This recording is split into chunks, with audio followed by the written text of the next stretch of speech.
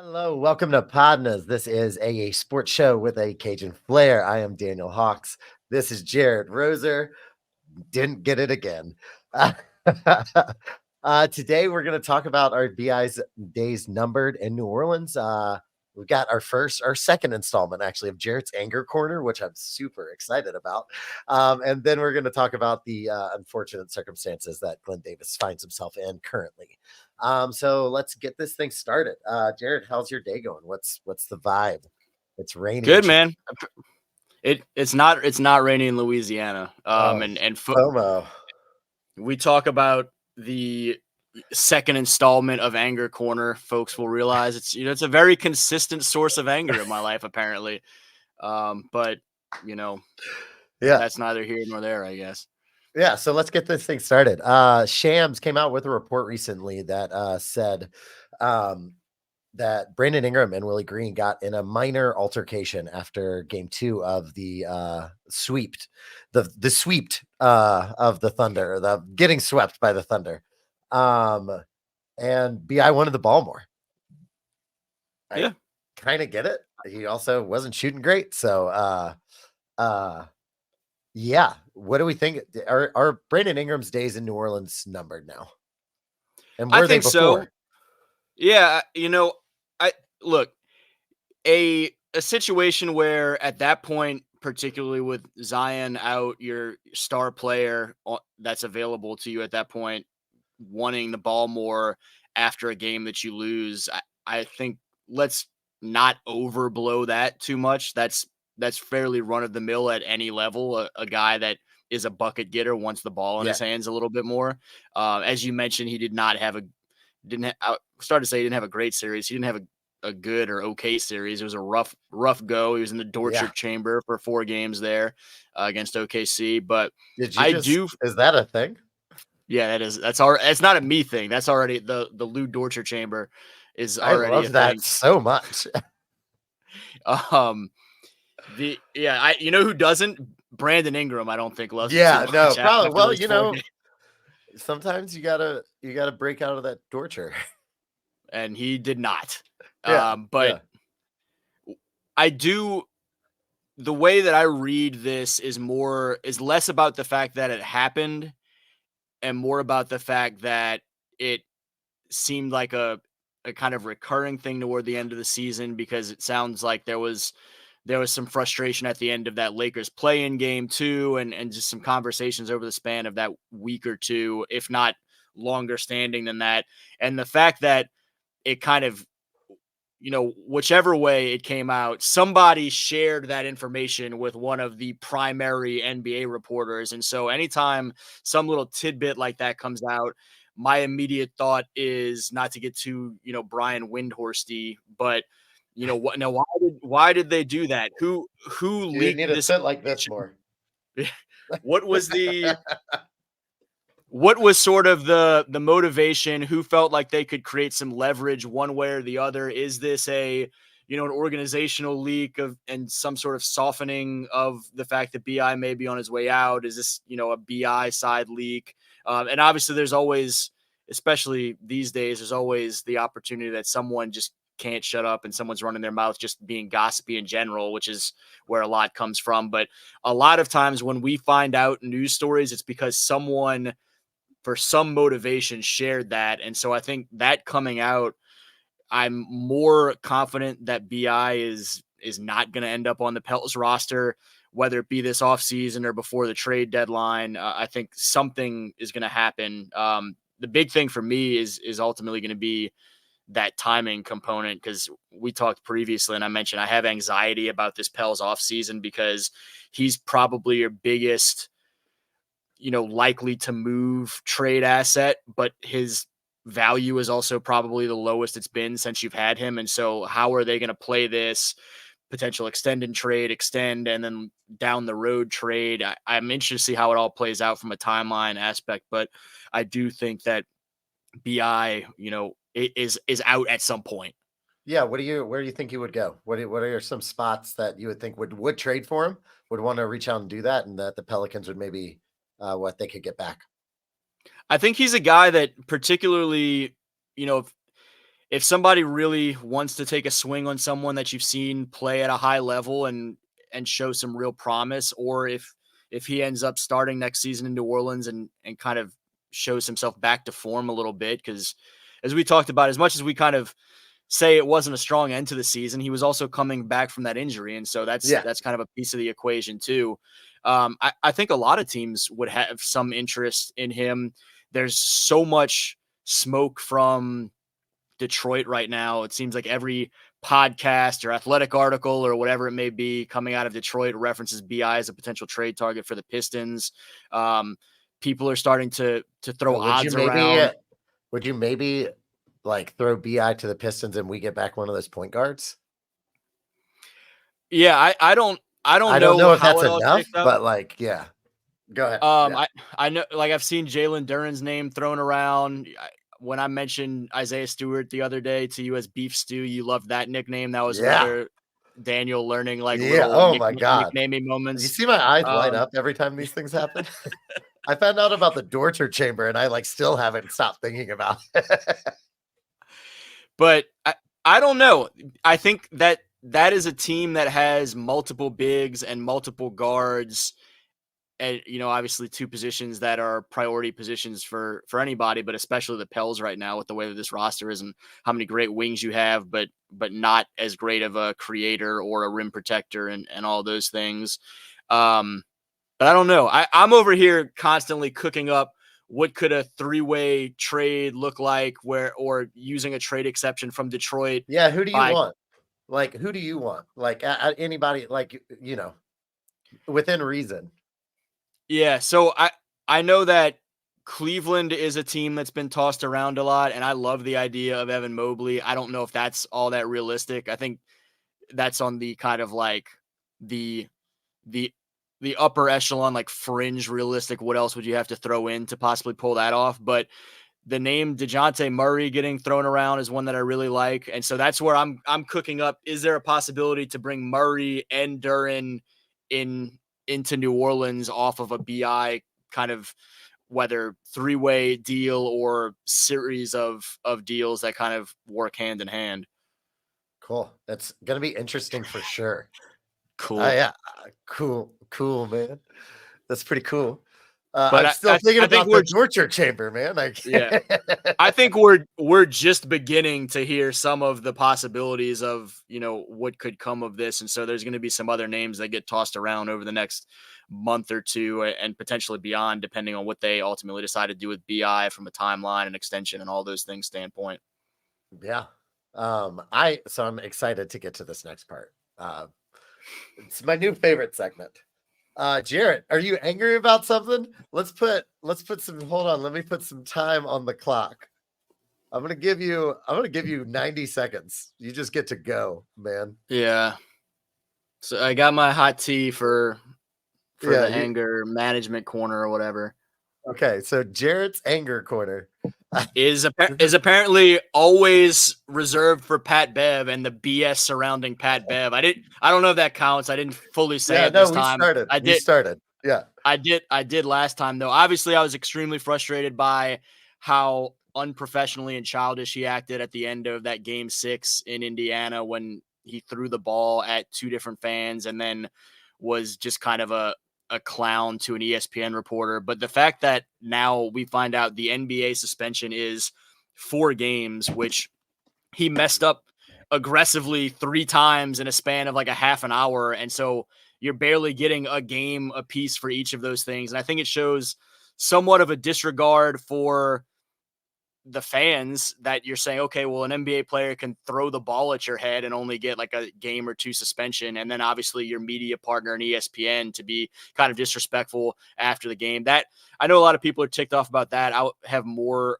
issue with the fan dynamics or whatever, but I think, and this is before, this is another caveat of this is I think the NBA wanted to not suspend Jamal Murray with the champs down 0-2 to Minnesota. And so the fact that he threw the heating pack onto the court, if they're not going to suspend him, how aggressively can they suspend Pat Bev? And so I'm a little bit angry with Jamal Murray for kind of cutting the league's legs out from under them a little bit. typically like Jamal Murray, have never been angry with Jamal Murray before, but today I am. There we go. That was right on the money. Oh man. So how a scale of 1 to Pat Bev, how angry are you at Jamal Murray? Because we know Pat Bev is like Oh, well, Pat Bev's a habitual line stepper. So I stay annoyed with Pat Bev and just the way that he operates and interacts with people around him in general, and the lack of respect that he has for other people, and the arrogance with which he carries himself as a mediocre at best NBA player. Just like, I don't really care who you are, what your profession is, or whatnot. I feel like he is a disrespectful clown at every turn. And so it's just like a constant we're gonna frustration with have him. a podcast beef now. I think that's what we're going for.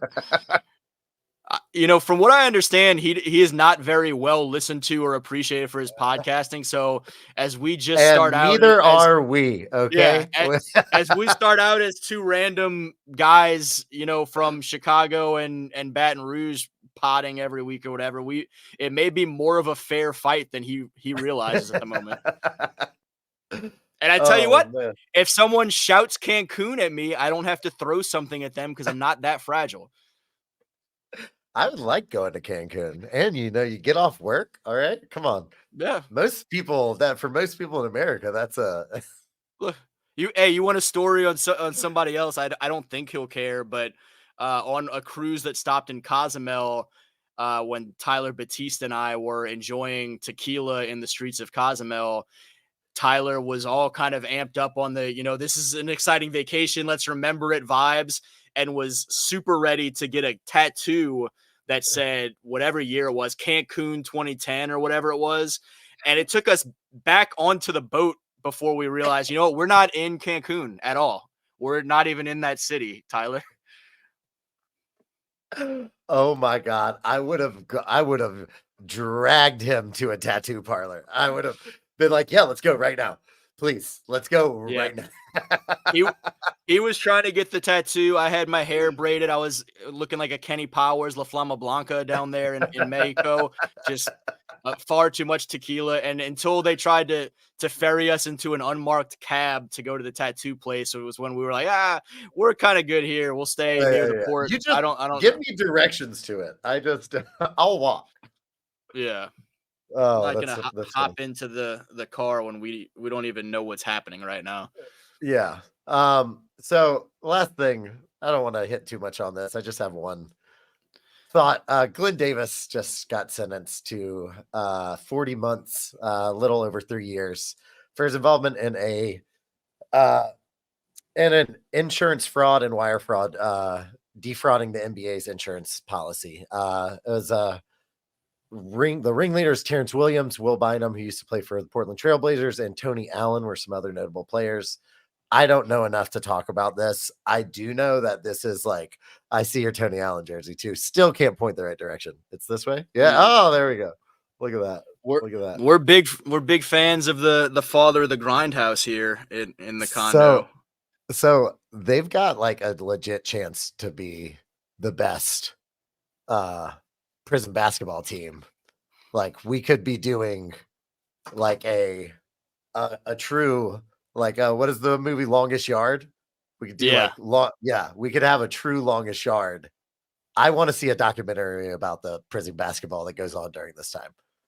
Yeah, and I'm glad you said, we don't necessarily know enough to really comment that much. It just seems like a bad deal. Like, obviously, a lot of guys that had a lot going on positively for them in life, and it's tough to see some bad steps end up with this sort of thing. I don't know. Hopefully he bounces back from it. I mean, the hardships I don't are going to know hardship sometime.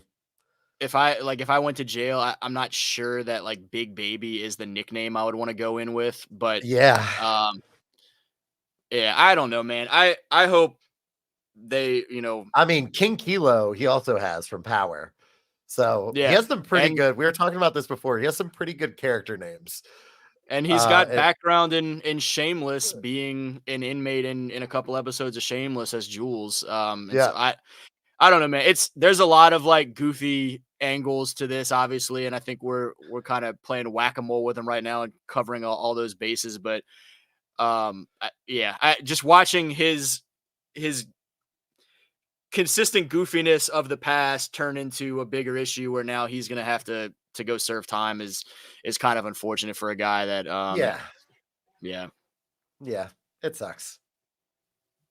Yeah, it sucks that it's Yeah. someone that we, like, grew up, like, watching, like, I will tell I went You to high into school with him, yeah. played basketball with him in high school, it's but I've always had a good time around Glenn. I never knew him that well, but, rebounded with him and got shots up with him, like, every day. We were usually, like, 2 of the earliest ones in there, and I wasn't that fucking good. So, uh, um, yeah, he was always goofy. It always felt like, I remember when, real quick story. I was applying to be a basketball manager, while Glenn and Garrett and all them were on the LSU team. And one of the questions from one of the guys was like, "Hey, so you're getting rebounds for a recruit, and then Glenn asked you to go get something from his locker. What do you do?" And this is the reason why I wasn't a manager. I was like, "Oh, you go get the shit for Glenn." I'll bleep myself. That's $5. We're at the $5 mark. And You can get a and Subway sandwich now. yeah, the correct answer was no, you keep getting rebounds for everyone on the team is equal. And then I talked to them afterwards because I like ended up getting to know them and be friends with them and stuff. I was like, what do you actually do? In that situation, it was like, oh, you go and get the stuff for Glenn. I was like, yeah, okay. So I was right. I was right. Fuck politics. That's That's sick. 6. That is going to be all that we have for you today. PODnas out. Today's episode, from shams to scams. PODnas out.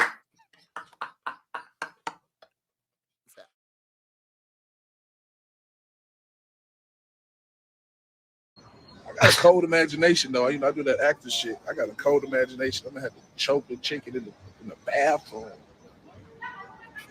That's crazy. I'm gonna be swole though. I swear to God, I'm about to get in so much shape. Oh God, that's the only way you can stop me from eating hamburgers is put me in jail. That's what God said. I'm gonna stop you eating hamburgers. I'm gonna put you in jail. You don't want to stop eating hamburgers and Cheetos? You're going to jail. Who would have known that the first, breaking news update report dynamic in PODnas history would be in the 20 or 30 minutes we were recording a pod, with just tagged on to the end of it, Glen Davis involved in the insurance scam and sentenced to 40 months, that while we were doing that, there would be new breaking updates to the Glen Davis dynamic that made me feel so much less bad about any level of joking about the dynamic, because he's on Instagram Live talking about choking his chicken in the bathroom and how this is the only way to get him to stop eating hamburgers and Cheetos. And this is why that's why God has sent him to jail, so he could stop, so he could choke his chicken in the bathroom, hamburger free. So look, I mean, he referenced how swole he's going to get. That really helps your concept. I know. Of the longest yard basketball edition. I don't know how to read into this, as with most things Glenn. I don't know if it's great to see he's still in high spirits or if it's concerning to see how low the accountability is. But yeah. it's yeah, that's the experience. Whatever, man, now. Yeah, that's yeah. I've got nothing. I haven't even processed it. No. There's nothing. There's nothing. Layers to that, There's nothing more to add that that Glenn didn't add himself. You know what I mean? He covered a lot of ground. Very first addendum on PODnas, breaking news addendum. We'll only do this when the news is breaking and is what is going on. Hey, again, we'll see y'all next time. Thank y'all for sticking around. PODnas out.